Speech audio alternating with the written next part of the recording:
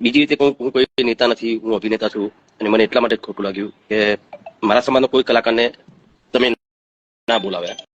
તો કેમ છો મારા ભાઈઓ અને બહેનો, વિડીયોમાં તમારું દિલથી હાર્દિક સ્વાગત છે. મારા ભાઈઓ, વિક્રમભાઈ ઠાકોર મિત્રો તેઓ કેમ ગુસ્સે થયા મિત્રો, તેના વિશે આ વિડીયોમાં વાત કરીશું. વિડીયો છેલ્લે સુધી જોજો. વિડીયો ગમે તો વિડીયોને લાઇક કરી, ચેનલ પર નવા આવ્યા તો ચેનલને સબસ્ક્રાઈબ કરવાનું ભૂલતા નહીં. મારા ભાઈઓ, વિધાનસભામાં મિત્રો એક બેઠક બોલાવવામાં આવી હતી અને મિત્રો તેમાં મોટામાં મોટા કલાકારો બોલાવવામાં આવ્યા હતા, જેમ કે મિત્રો જિગ્નેશભાઈ કવિરાજ, કીર્તિદાન ગઢવી, રાજબા ગઢવી, પછી ગીતાબેન રબારી, કિંજલ દવે, પછી માયાભાઈ આહિર, મિત્રો એવા મોટામાં મોટા કલાકારો બોલાવવામાં આવ્યા હતા.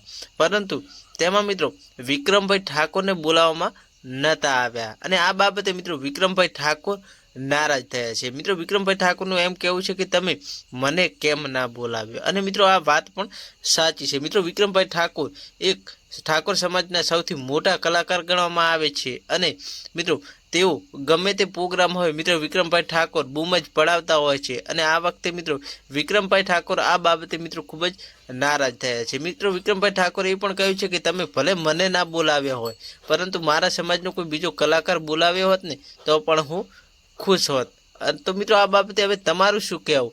હવે કેમ કે મિત્રો આ વિડીયોમાં માધ્યમથી આપણે મિત્રો કોઈ પણ વિરોધ કરવા માંગતા નથી, કેમ કે હવે આ તો મિત્રો તેમની મરજી છે, તે બોલાવે પણ ખરી અને ના પણ બોલાવે. કેમ કે આપણે વિડીયો અત્યારે મિત્રો વાયરલ થઈ જાય અને આપણા ઉપર ખોટું કોઈ આવી જાય, એના કરતાં મિત્રો આપણે જે પણ કહીએ છીએ તે સોશિયલ મીડિયા આધારિત છે અને વિક્રમભાઈ ઠાકોરે કીધું તેના આધારિત છે. એ માટે મિત્રો બધાએ નોંધ લેવી, કેમ કે વિડીયોના માધ્યમથી આપણે કોઈ પણની ટીકા કરવા માંગતા નથી. તો બસ મારા ભાઈ આટલો. વિડીયો ગમે તો વિડીયો લાઇક કરી નાખજો. ચેનલ પર નવા આવે તો ચેનલને સબસ્ક્રાઈબ કરવાનું ભૂલતા નહીં. મળીએ એક નવા વિડીયો સાથે.